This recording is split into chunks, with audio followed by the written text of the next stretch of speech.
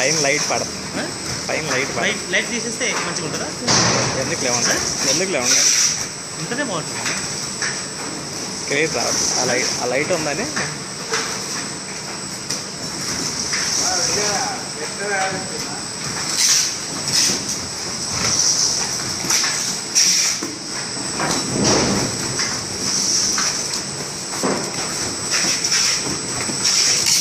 Clear ఉంది కదా, అంత కొద్ది పైకి వెళ్ళాం ఇంకొంచెం దగ్గర రావాలి.